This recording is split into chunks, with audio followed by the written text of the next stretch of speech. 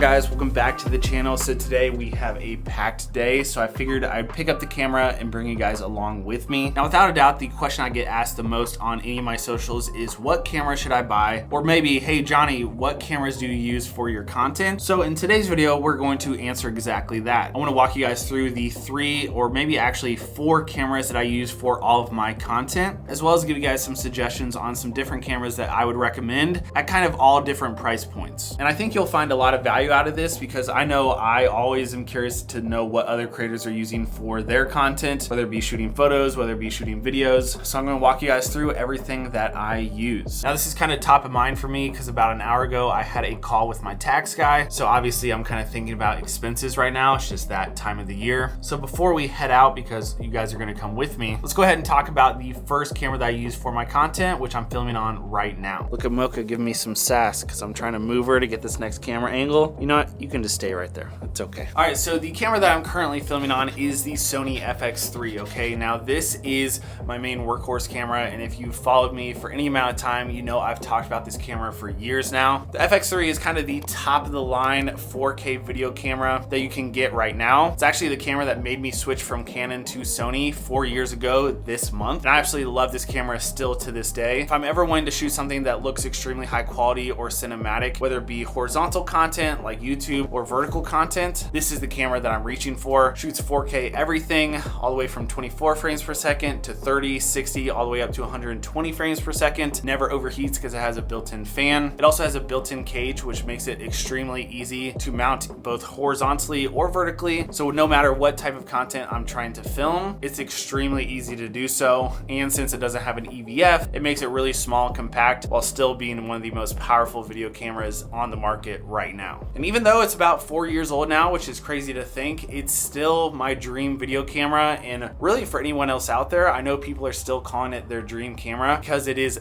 that good. Now, if you want a more in-depth review of the FX3, I will link my long-term review that I filmed for this channel. But this thing is an absolute beast. Now, it is very expensive, but obviously this is what I do for a living. And no matter if you're shooting vlogs, you're shooting vertical content, or my 2 past jobs when I was doing high-end commercial work, this is the camera that we were using. So this thing is an absolute tank. Now, obviously this thing is so good that comes with a certain price tag, but later on in this video, I'll obviously talk to you guys about some alternatives at all different types of price points. The FX3 does come in at about, I think it's $3,500 or $3,600 just for the camera body. So yeah, it's definitely not cheap. But for me, the amount of money I've made using this thing, it paid for itself in one video. Absolute no-brainer for someone like myself. All right, now before we head out, obviously I need to figure out what sneakers I'm rocking today. I've had quite a few new pickups recently. We'll talk about that more here in a bit, but shoe tour is definitely coming soon. But today, I think I'm actually gonna go for these right here. Now, these are a recent pickup for me, and the story, wow, these are dirty as hell. Now, these are the Nigel Sylvester Air Jordan 1 collab. These are actually from 2018, and they're one of my personal grails. I recently did a deal with StockX. You guys may have seen it on my other socials,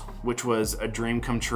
But with that came a pretty fat store credit. So I picked up a bunch of pairs of shoes, and this is one of the ones I decided to pick up. But it's all these little details. You see how it already looks worn in. So yeah, side tangent there, but these are the shoes I'm rocking today, and I absolutely love them. All right, so just got a couple orders printed out. Right now it's Monday, so we got a couple orders over the weekend end.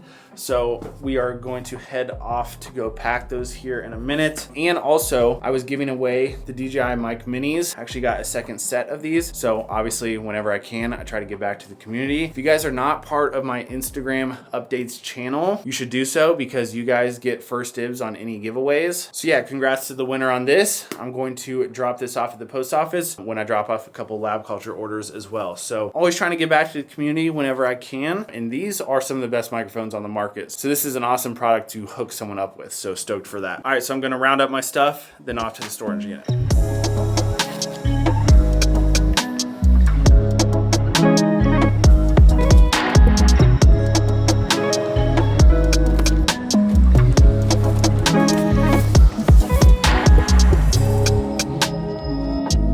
All right, we got a very important stop before we do anything else because you guys might be able to guess where we're going right now. Thank you so much. All right, so I picked up, oh my God. I almost just spilled that everywhere. All right, so I blame my friends Taylor and Joe for putting me onto these iced matchas. Now I've tried matchas before, they've just never really been my thing, if I'm being honest with you. But this is the order. It's an iced matcha latte with oat milk with strawberry cream or strawberry cold foam. And I'm not a matcha guy, but this is absolutely fire. This probably has like 1,000,000 calories in it, to be honest with you. I got in a good workout this morning, so that's okay for now. But you already know, you gotta snap a photo for the gram whenever you get something good, which kind of leads me into the next talking point for this video, which is the next camera that I use often. And to me, it 100% counts, and that is my iPhone 16 Pro Max. Now, I think a lot of people don't really consider their phone when you're talking about cameras that you use for content, but you absolutely should, especially in this day and age, right? Because we all know how good phones are. We know how far they've advanced, especially over the last few years. The way that I use my iPhone with content is I use it a ton for photos, whether it be stuff for Instagram stories. I'm also posting a ton of photo dumps these days as well. And for whatever reason, iPhone photos just do really well. I think it looks slightly less produced, right? But at the same time, still very high quality. I usually snap a quick photo, throw it in a Lightroom, add my iPhone Lightroom presets, shameless plug, and then they're pretty much ready to go. And then from time to time as well, I will shoot iPhone clips for kind of insert shots within my vlogs or vertical content as well. I personally don't shoot a ton of vertical video on my iPhone. Some YouTubers, all they use is iPhones as well. Any phone that's come out within the last couple of years, the cameras are very good. Just took that photo of the matcha, gonna throw it up on Instagram stories, and it works great for me. And also this should serve as a message to people, because some people get really in their heads about equipment, and don't get me wrong, I think gear 100% does matter, but there's people with millions of subscribers on YouTube, and the only device that they use to film their content is with an iPhone, not even with an external microphone, just straight up an iPhone, nothing attached to it, and they have millions of subscribers. So yes, gear does matter, but also people definitely use that as an excuse to not get started. So if all you have is your phone, just start shooting stuff with it. I'm telling you, it's good enough to at least get you started. It's a great kind of additional piece of tech to help you out with whatever your workflow is.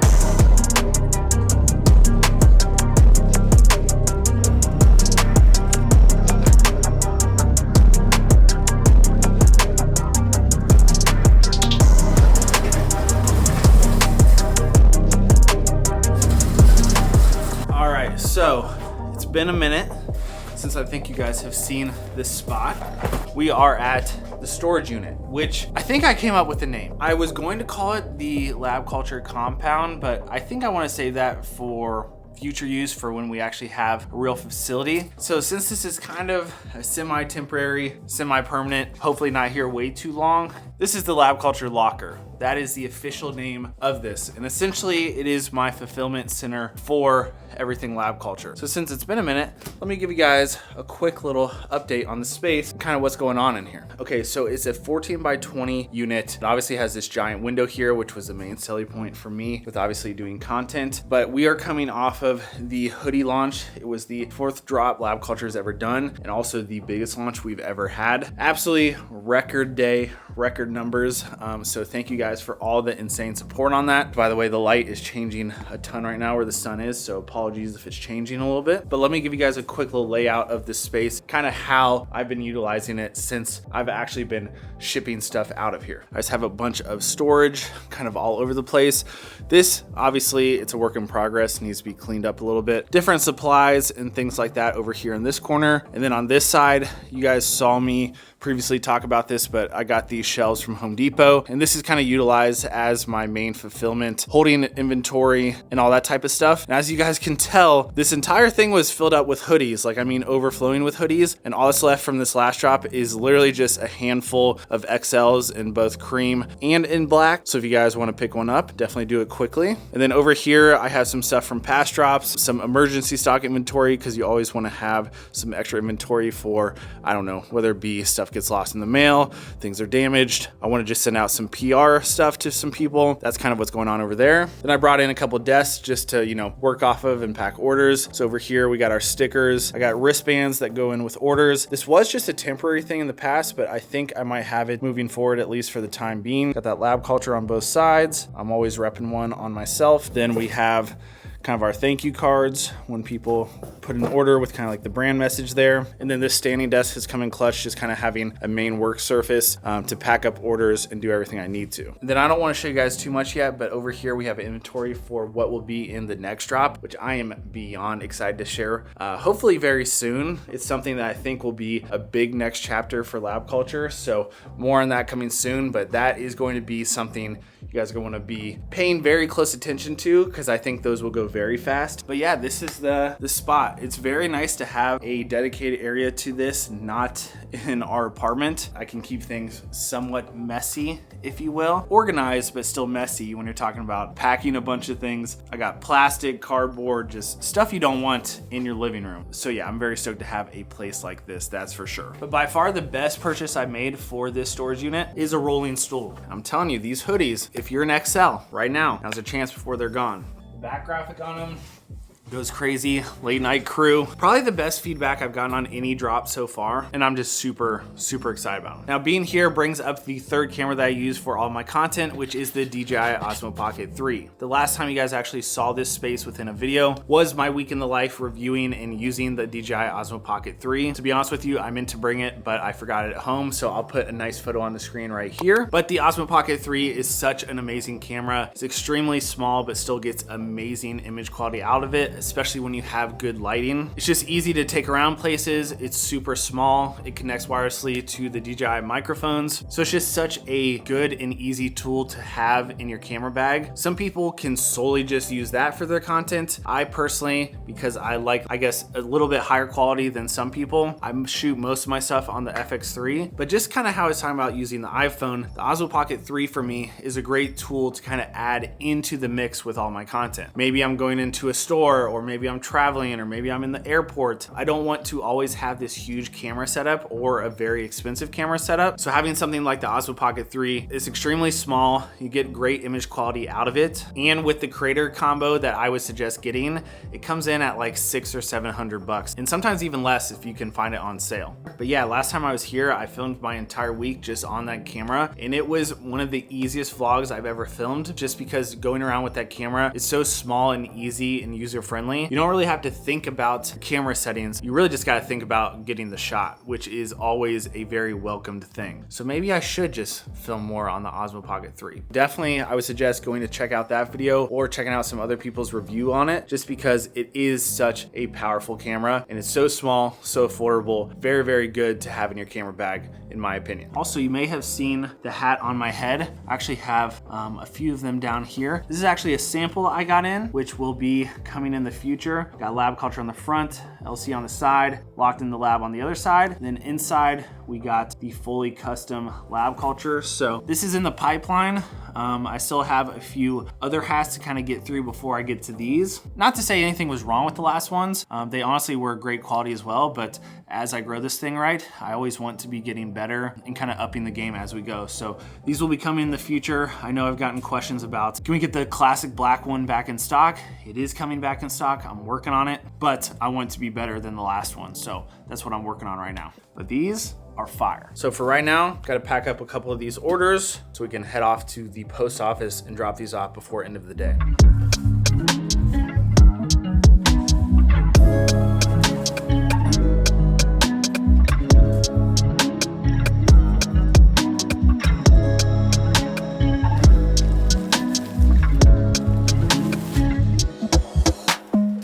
All right, so today we just got 3 orders. It's kind of different kind of every day, just depending on what kind of comes through. At this point, it's pretty much sold out, so the website's gonna be closed here very soon. We got that custom tape, that custom packaging. It's all in the details. It's all in the details. Also, 2 things I just wanna note. This is a little messier than usual. I don't like to keep it this messy, but last time I was here, we were packing a few hundred orders, so it's bound to happen. I need to spend a day and just clean up this space. And then number 2, I wanna address a question I got over on Instagram. I try to do like weekly Q&As over there on my stories, and somebody asked me, why am I doing all this packing and fulfillment myself? It seems like I'm doing too much, which is a fair question. And I think, you know, if people realize how much time I was putting into this, they would think I'm kind of crazy, but this is what it's all about. I think, you know, at some point, I probably am not going to be able to do all the fulfillment myself. Maybe I will, maybe I won't. We'll kind of see as this thing scales. But for me right now, one, I think it's a really cool piece of the story for Lab Culture to kind of document me doing all this stuff. And then number two, I want to control as much as I can for as long as I can, as far as quality and as far as getting this stuff into people's hand and having the best first impression that I possibly can, and while just trying to make the dopest products that I possibly can. So am I going to be able to pack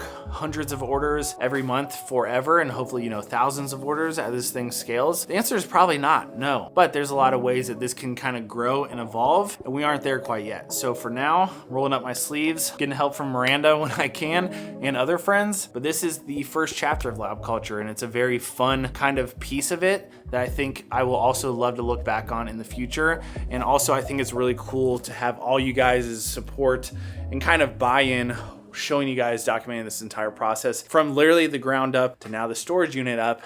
And I'm excited to kind of see where this thing goes in the future. So yeah, that's why I'm doing so much. I love it.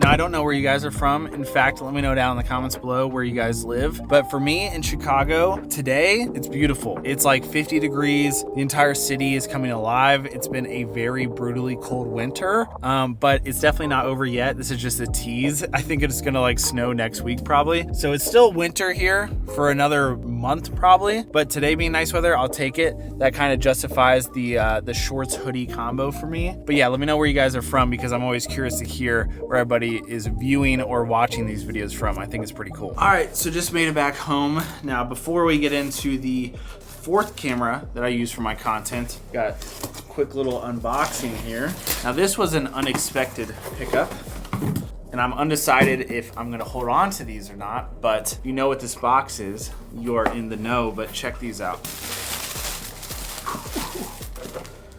Look at these. Now these are the Union LA collab Jordan 1 shoes, and these are the Chicago Shadows colorway. And it combines two of my favorite colorways of all time that I actually already own from past years. We got the Chicago ones, one of the most iconic pair of shoes ever. These are lost and found. And then these are absolutely beat. I've had these for, I don't even know. These need a good cleaning. I think the last time I wore them, I was in sand. Don't ask. But it basically combines these two shoes, as you can tell. Basically the top right here is like stitched together. So it's kind of like a Frankenstein, how they kind of combine them together. So super unique shoe. Honestly, this is one of the craziest hits I've ever hit on. So I might flip these because they are going for a lot of money. A lot of cool details in here. Maybe I'll cover another video if I hold on to them, but absolutely insane W. Arguably one of the coolest pairs in my collection. And getting these for retail is an absolutely insane feat. Look at Mocha sleeping over here. Absolutely just passed out over there. She's always making sure I have help when I'm sitting here working. All right, now let's talk about this right here. All right, so this is the fourth camera that I use for all of my content, the highly sought after Fujifilm X100VI. Now, like the other cameras I mentioned throughout this video, I have some dedicated videos on my channel talking about the Fuji X100VI. If you want a little bit more in depth of a review or thoughts, or feel free to do your own research. But long story short, this is my glorified point and shoot camera. You get some amazing looking images straight out of this camera, and the kind of magic behind these Fujifilm cameras is the fact that they have something called recipes, which are essentially built-in presets into your camera. So I actually don't really shoot any raw photos with this camera. I just shoot JPEGs, and then they have edits baked into them. That's what those recipes do. And that's kind of the magical part about this camera and why it's so popular and why people love it so much. To give a quick little example of this is last year I went on a brand trip with Jaguar to London. I was actually there for a Formula E race, which basically is like, you know how there's F1. Formula E is basically electric cars. It's that version of it. So it's newer, it's really dope. But anyways, my entire requirement for the brand trip was to just document my experience through Instagram stories and with an Instagram post. So this was the perfect tool for that experience. Basically, I just took photos all day long of everything, and I just shot JPEGs, had the kind of preset or recipe baked into it that I kind of dialed in. And then at the end of each day, I had my experience documented just through these photos that I didn't even have to edit. So at the end of each day, I was putting up like 20 plus banger photos. And they were really impressed with it, and my turnaround time was just so fast and easy. And that's kind of how I've been utilizing this camera, just kind of in everyday life too. If you guys know me, I love putting up, you know, Instagram stories all the time or just on my other socials. So being able to have a camera that's just kind of a point and shoot, and I'm able to just get some high quality photos out of it extremely quickly. They look edited, they look like I spent a lot of time on them, is a really nice tool to kind of have in your back pocket. Even last week, I went down to Dallas with a few friends just for an event, and this is really the only thing I use just to kind of document the trip, because it's just fun to use, it's easy to use. Meanwhile, the photos you get out of it look amazing. So that's why this camera is so popular and people are still trying to get their hands on it. Even if they pre-ordered it day one last year, people are still waiting for their pre-orders to be fulfilled, which is insane. But yeah, the Fuji X100VI, it's an amazing camera. I don't use it for everything, but it's a great tool to have in my bag, and that's kind of the theme for everything. All right, so to kind of bring this video full circle here, I want to talk about just some other cameras I would recommend to people, and I'll kind of go over the ones I mentioned as well, just kind of give you guys like the highest priced camera that I'd recommend all the way down to kind of like the lowest. Obviously, there's a million cameras out there, and most of them are very good these days. These are just the ones that I personally have experience with, and ones that I would vouch for that I think are really good cameras and you would get value out of them. And I'm gonna kind of quickly go through these. I would suggest, if I name something that's kind of in your price point, to do a little bit more research on them, obviously yourself before you pick them up, but I will also link them down below if you want to check them out directly for yourself. So the top of the line camera that I would recommend is the Sony FX3, which obviously I mentioned earlier in this video. I think earlier I said it comes in at like $3,500, but it's actually more like $3,900. So it's about a $4,000 camera. I kind of already ran through that one for you guys, but that's like the top of the line video camera in my opinion. Go watch my full in-depth review of it if you want to know a little bit more about it. Now the next one on my list is the Sony ZV-E1. Now this camera comes in at about $2,200. I think of this as kind of like the little brother of the FX3. This camera is still full frame, it has a built-in microphone, but it does have some downsides. It will eventually overheat if you're trying to do a bunch of long form content. So this camera is really only meant for, I would say, vlogging or shooting vertical content when you're shooting like less than 20 to 15 minutes at a time, because if you're shooting nonstop longer clips, it will eventually overheat. Again, I have a full in-depth video of that camera on this channel, so go check that out. But the ZV-E1, it's an amazing camera. It's one of the most popular cameras out there for good reason, especially if you're shooting vertical content. It's a really, really great camera. Next up, I have the Sony a7C Mark II, which this comes in at around $2,000. And mind you, all these cameras, sometimes you will find a sale or a certain deal, so just keep that in mind. These are just kind of like their main listed price, so things fluctuate a little bit. This camera is similar to the ZV-E1, but it's more of a hybrid. So the ZV-E1 is more video centric. The A7C Mark II is a hybrid camera. So it's very good at photo and very good at video. So if you're planning on shooting a bunch of both, I think this is a really good camera to look at. It's gonna have some pros and cons versus ZV-E1, but it's another one that's kind of in that price range and category. So I would definitely recommend that. Next one I'd recommend is the Sony FX3. This one's gonna come in at around $1,600. So this is very similar to the FX3, like very, very similar. It's just a cropped sensor version of that. Now, if you don't know what a cropped sensor versus a full sensor is, obviously research that, but chances are if you don't know what that means, probably means you don't need a full sensor camera just yet. The sensor that captures everything is smaller, which in return makes the camera cheaper. So it almost looks exactly like the FX3, but it's just a crop sensor version of it. So I suggest doing a little bit of research on this one as well. But if you want just like a video monster camera that you don't have to worry about it overheating, similar to the FX3 at a cheaper price range, the FX30 is a great option, so definitely look into that. Below that, I have the ZV-E10 Mark II.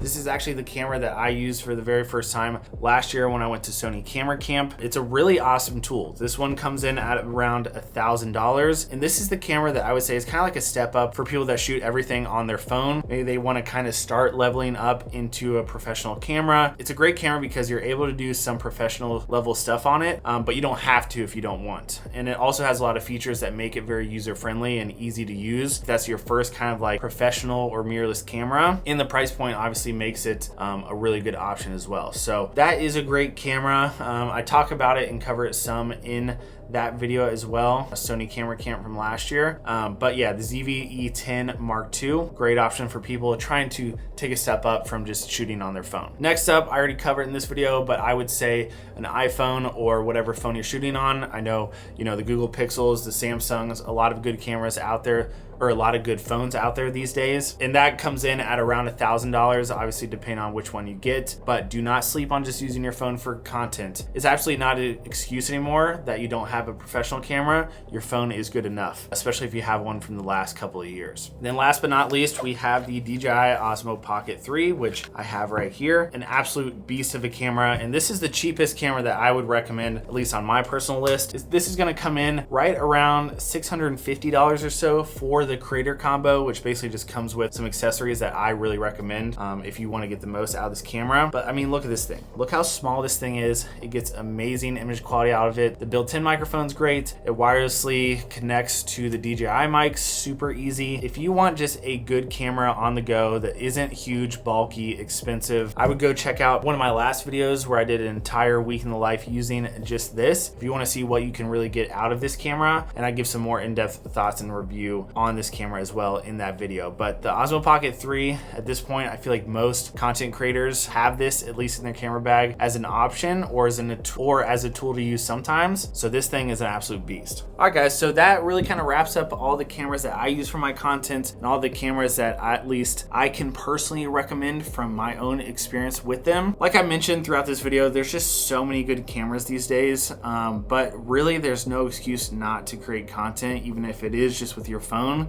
But of course, there's always going to be different tools and different cameras, different tech that's going to make your life easier depending on how you shoot, your style, your workflow, everything. So I highly recommend to take a deeper dive into each one if you're considering picking them up, whether it be through some of my videos or other people's out there. But yeah, for myself, it's the FX3, it's the Fuji X100VI, the DJI Osmo Pocket 3, and then also my iPhone. And right now, that is kind of the camera system that works really well for me. As always, I'm trying to kind of try out new things and test out different cameras, not only for you guys, but also for myself. And I'm kind of getting the itch to try out a new Sony camera lately. So who knows, maybe we'll pick up something here soon and review it for you guys. So if you see or know of any camera you want me to review, let me know down in the comments below. Also, let me know any questions you guys have about these cameras or other cameras out there. If I can answer them, I definitely will. But as far as the rest of the day for myself, I'm actually going to get to work on some future lab culture stuff. And then also I'm working on a couple brand deal things this week too. So busy times, but yeah, I want to try to get more consistent with YouTube. I know you guys have been asking for it. It's something that I take a lot of pride in. So be sure to smash the thumbs up button on this video if you guys want to see more from me in this channel. So yeah, I think we're gonna wrap it up right there. So make sure you drop this video a thumbs up. Make sure you're subscribed to the channel. If you're new here, drop me any questions you got down below, and I'll catch you guys in the next video. Peace.